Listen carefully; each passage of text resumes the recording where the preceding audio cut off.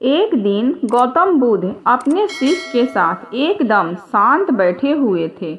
उन्होंने इस प्रकार बैठे हुए देख शिष्य चिंतित हुए कि कहीं वह अस्वस्थ तो नहीं है।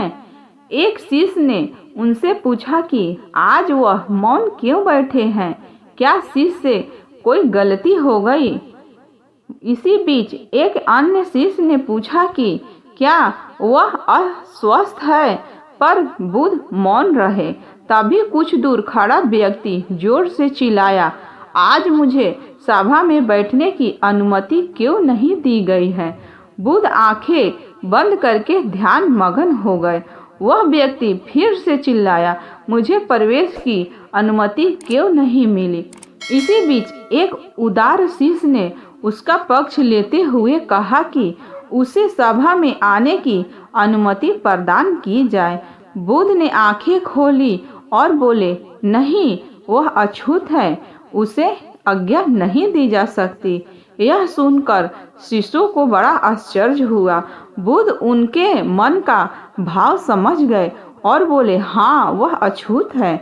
इस पर कई शिष्य बोले, हमारे आश्रम में जात पात का कोई भेद ही नहीं है, फिर वह अछूत कैसे हो गया? तब बुद्ध ने समझाया, आज वह क्रोधित होकर आया है।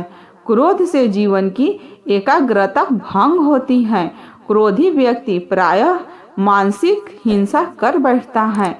इसीलिए जब तक वह क्रोध में रहता है तब तक अछूत होता है। इसीलिए उसे कुछ समय एकांत में खड़े रहना चाहिए। क्रोधित शिष्य भी बुद्ध की बातें सुन रहा था। पश्चाताप की अग्नि में तप कर वह समझ चुका था कि अहिंसा ही मनुष्य का महान कर्तव्य है, परम धर्म है। वह बुद्ध के चरणों में गिर पड़ा और कभी क्रोध न करने के प्रण लिया। इसी कारण व्यक्ति अनर्थ कर बैठता है और पश्चाताप उसे बाद में होता है, जिसका कोई लाभ नहीं मिलता। इसीलिए हमें क्रोध नहीं करना चाहिए। असल मायने में क्रोधित व्यक्ति अछूत हो जाता है और उसे अकेला छोड़ देना चाहिए। क्रोध करने से तन, मन और धन तीनों की हानि होती है। क्रोध से ज्यादा हानिकारक कोई और वस्तु नहीं है। दोस्तों, ऐसे ही एक और कहानी गौतम बुद्ध की है।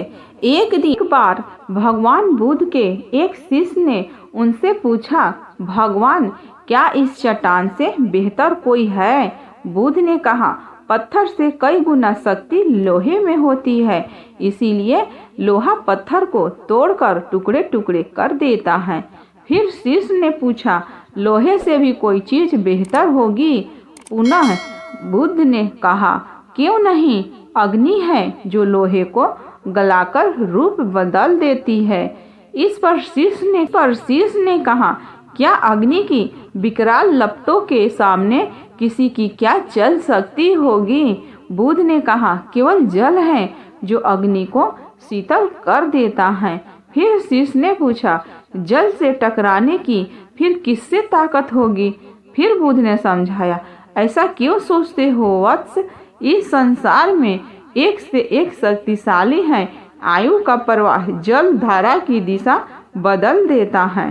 संसार का प्रत्येक प्राणी आयु के महत्व को जानता है, क्योंकि इसके बिना जीवन का महत्व ही क्या है। जब आयु ही जीवन है, फिर इससे अधिक महत्वपूर्ण वस्तु के प्रश्न ही नहीं उठता।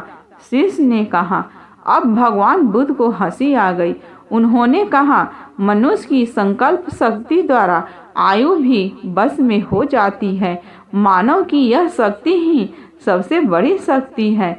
यह प्रसंग बताता है कि इस दुनिया में दृढ़ संकल्प से बढ़कर कुछ नहीं है। दोस्तों, यह कहानी आपको कैसा लगा कमेंट करके ज़रूर बताना, और आप मेरे वीडियो को लाइक सब्सक्राइब ज़रूर करना। Bye bye friends.